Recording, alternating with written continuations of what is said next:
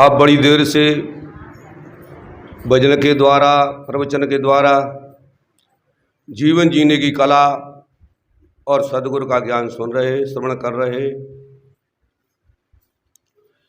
मनुष्य तन पाए गए जी, हमारी बड़ी जिम्मेदारी है कि हम जो कुछ सुने उसे अपने अंदर उतारें।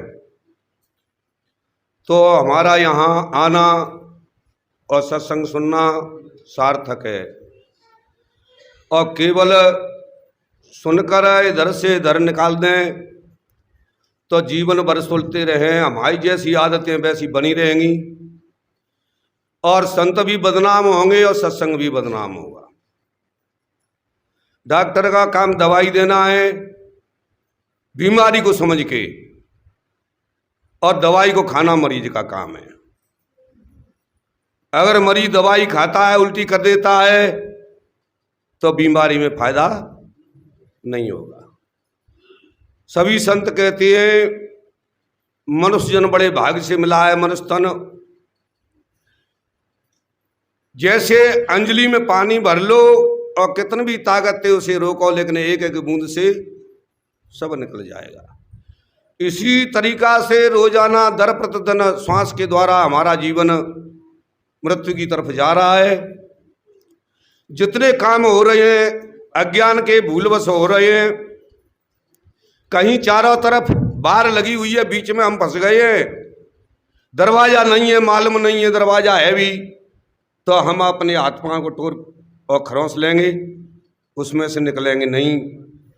हर मंदिर पे कीर्तन हो रहा है, हर गांव में तारीख बनी है, सत्संग हो रहा है, और उसमें सत्संग को बंद करके गैप देकर फिर बीड़ी तम्बाकू पी रही है और फिर सत्संग हो रहा है। उसमें केवल महत्व रह गया है चाय और हलवा। तो जहां पारखी संत होते हैं, जहां चुन चुन करे जो हमारे समाज में कमी है, हमारे विचारों से हम दुखी हैं, उसके बारे में संत समझ आते हैं। हमारा मन कैसा है, जगह जगह पे हमें फिसला देता है, पटक देता है। हम सत्संग से जुड़े हैं, कोई हमारे घर में बीमार हो गया तो अश्रद्धा हो गई। वो सब सुख सत्संग से ही चाहते हैं। जो संत महापुरुष हुए हैं उनके सामने जनता ने, पब्लिक ने बहुत बड़े संकट खड़े करे उनकी परीक्षा लेने के लिए। परीक्षा लेने लायक नहीं थे, लेकिन ये मन की चाल थी, बड़े बड़े कर्रे प्रश्न करे। भगवान बुद्ध घूमते रहे, सदगुरु कबीर जीवन भर घूमते रहे। इस संसार की हालत देख देख के, इस संसार के दुख को देख देख के, और अपने दुख को नहीं समझा, और उनके दुख को दूर करने के लिए और वे घूमते रहे और समझ आते रहे, लेकिन बहुत कम लोग समझ पाए। पहले तो हम अपने रिश्ते में भूल कर रहे हैं, रिश्ते नहीं निभा रहे हैं। भाई का रिश्ता क्या होता है, पति पत्नी का रिश्ता क्या होता है, देवरानी ठानी का रिश्ता क्या है, सास बहू का रिश्ता क्या है, ये समझ सत्संग से ही आती हैं। और इनमें थोड़ी अड़चन है, वो ही घर में कलेश और लड़ाई है। हम स्त्री को कुछ नहीं समझ रहे हैं, जबकि स्त्री बरोबर का दर्जा है। गाड़ी के दो पहिया हैं, गृहस्थी रूपी गाड़ी चलाने के लिए स्त्री पुरुष में प्रेम होना चाहिए। अगर किसी गाड़ी का पहिया पंचर बस्ट है तो वो गाड़ी नहीं चल सकती है, वो सही पहिया है वो भी खराब हो जाएगा। भगवान बुद्ध जा रहे, किसी ने प्रश्न किया कि महाराज तुमको परमात्मा की, भगवान बुद्ध कहते भगवान की पदवी मिल गई, इस संसार का दुख क्यों नहीं करते हो? ऐसी कोई रक्षा फूंक दो, दुख रहा ही नहीं। भगवान बुद्ध मुस्कुराए और कहा कि इस नगरा पे चले जाओ, ये लोग क्या चाहते हैं, ये चाहेंगे सो एक महात्मा आए खबर पहुंचा दो, भी देंगे। जब वो उस नगरा पे गए कि साक्षात परमात्मा रूप धर के महात्मा आए, आप अपनी इच्छा चाहो तो वो मिल सकती है। तो पूरे नगरा पे काऊ ने कही कि हमारे बच्चा को ब्याह ना भयो, काऊ ने कही हमारे बच्चा ना भयो, काऊ ने कही हमारा बच्चा बीमार है, को कछु रोग से दुखी, हमारा मुकदमा चल रहा है, हम जीत जाएं। लेकिन जीवन कल्याण की, आत्मज्ञान की किसी एक आदमी ने बात नहीं कही। जब वो आदमी घूम के प्रश्न करता आया भगवान बुद्ध के सामने, भगवान बुद्ध ने पूछा क्या क्या कही भाई इस नगरा पे, क्या क्या इच्छा थी? कि महाराज सिवाय सांसार की इच्छा की और आत्म कल्याण की किसी ने, तो स्त्री ने कहा और न पुरुष ने करा। तो भाई अब तुम ही बताओ कि मैं कैसे कल्याण कर दूं। सौदा है और गां कर ले नहीं रहा है तो जबरदस्ती सौदा तो दी नहीं जाती है, और जबरदस्ती दी जाती है तो वो सौदा किसी काम की नहीं है। तो बंधुओं, सोहबत का बड़ा असर पड़ता है। कहीं सत्संगनी बहन चली जाए तो एक बहने सत्संग से जुड़ सकती है, कहीं सत्संगी भाई चला जाए तो उसका भी दायित्व बनता है कि वो भी सत्संग से जोड़ सकता है। और जो आदमी सत्संग से जुड़ गया उसका बहुत बड़ा धर्म, उस ज्ञान से उस बहन को ज़्यादा वो देंगे, भाई को ज़्यादा देंगे। भाई हम तो भटक रहे, कई जगह संतों के पास गए, सत्संग सुना, उपवास व्रत करे, धर्म भी किया, उपास रहे, माला फेरी पर शांति नहीं मिली। और जब हम पारखी संतों से जुड़े तो वास्तव में एक एक बात हमारी समझ में आई। इंद्री पांच क्या हैं, क्या चाहती हैं। ये आंख कितनी उम्र हो गई हमारी, 60 50 साल 80 साल, लेकिन ये पूरी नहीं हुई। देखते देखते, कान सुनते सुनते पूरे नहीं हुए, जिब्या रस लेते लेते पूरी नहीं हुई। और इन्हीं से हम दुखी हैं, और इन्हीं के विषय में संत समझाते हैं। जब वो बात पकड़ में आ जाती है तो हम शरीर नहीं, हम एक आत्मा है, हम एक हंस हैं, हम एक राम है। जितने अवगुण हैं वो धीरे धीरे निकलने लगते हैं और गुण ग्रहण होते लगते हैं। और यही ध्यान का सार है, हम शांति में और पहुंच जाती है। जो गुरुमुख हैं वो थोड़ा आंख में चलें, बड़ा आनंद आता है। और जब तक दृष्टि खुली है इस संसार में तब तक हमारा मन दौड़ लगा रहा है। बड़े बड़े व्रत कर रहे हैं।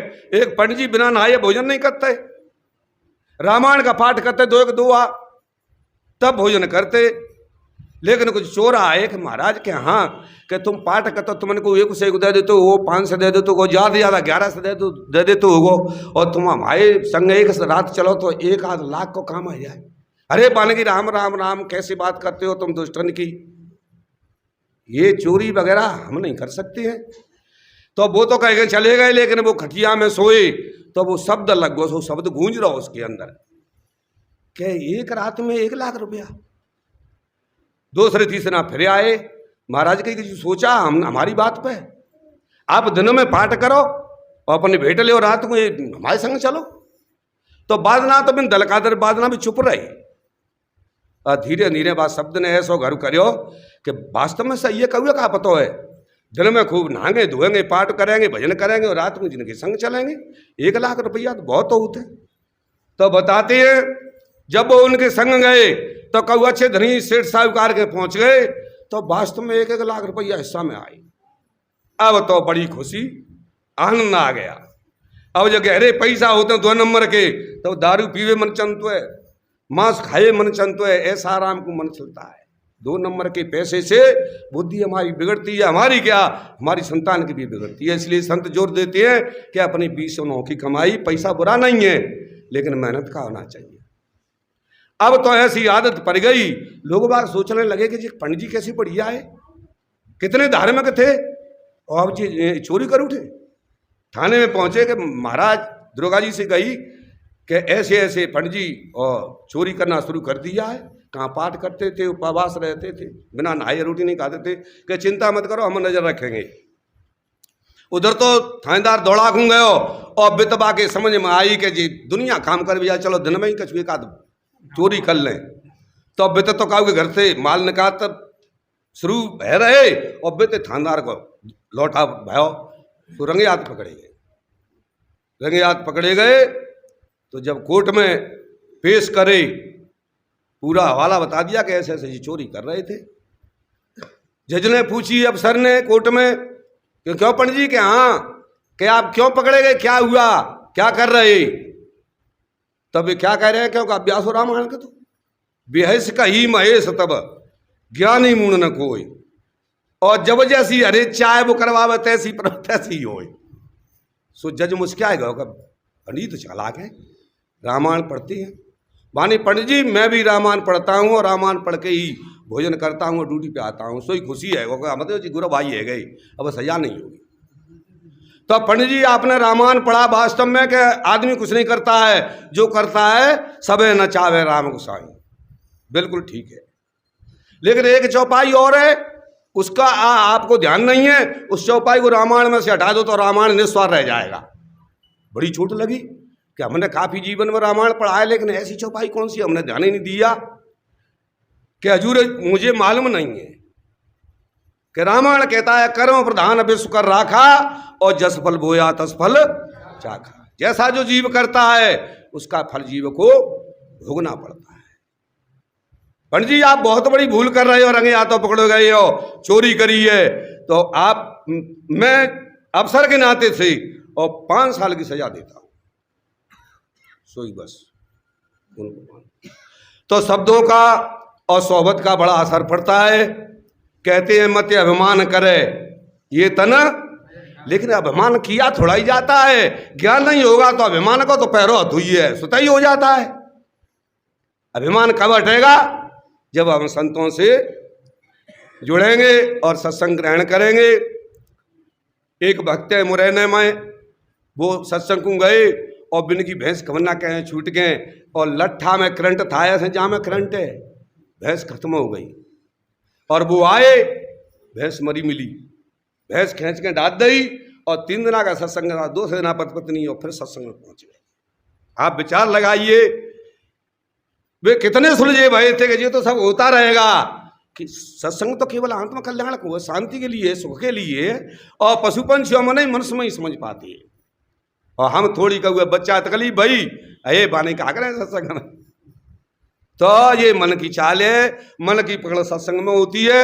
इसलिए मन को समझे और मन से ऊपर उठे।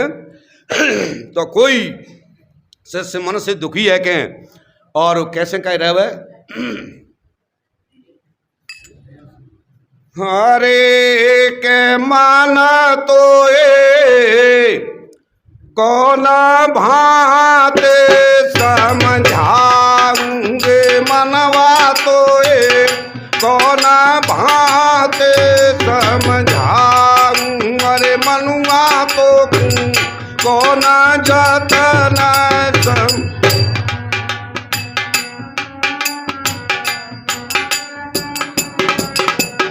हाँ सोनो सुनार पे जाए के बंकनाल रसलाऊं रे मनुआ, बंकनाल रसलाऊं और ज्ञान शब्द की फूंक लगाए के पानी लो करे पे घिलाऊं, माना तो ए कौन भात समझाऊं, अरे मनुआ तो ए कौन जतन। घोड़ा हो तो बजी न धराए के दूहरे तंग खिंचाऊं, अब घोड़ा हो तो बजी न धराए के दूहरे तंग खिंचाऊं रे मनुआ दूहरे तंग। और वह सवार पीठ तेरी पे चावो कमारो लगाऊं, तो माना तो ए कौन भात समझाऊं रे मनवा तो कौन जतन सम।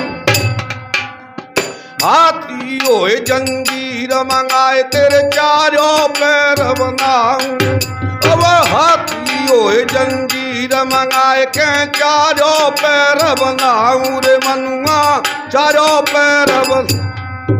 और वह सवार पीठ तेरी पे अंको समारो लगाऊं, तो माना कोई कौन भात समझाऊं रे मनवा तो कौन जतन समझाऊं, अरे माना कोई कौन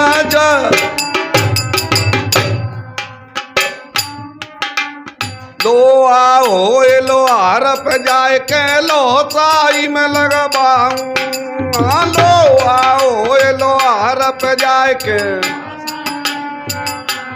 मनवा लोसाई में लगवाऊं, और लोसाई ते बाहर काढ़ूं गनकियो मारो लगाऊं, अरे माना तो ए कौन भात सम। वो मनुआ तो कौन जतन समझाऊं रे माना तो ए कौन भात। ज्ञानी होए तो ज्ञान सिखाए के सत्य की राह चलाऊं। अब ज्ञानी होए तो ज्ञान सिखाए तो सत्य की राह चलाऊं रे मनवा, सत्य की राह चलाऊं। और कहे कबीर सुनो भाई साधो, हमारा लोक पहुँचाऊं रे माना कोए सोना भाते समझाऊं। तो मनवा कोए सोना जात। बोलिए श्री सद्गुरुदेव की, संत समाज की जय, भक्त समाज की जय, साहेब बंद।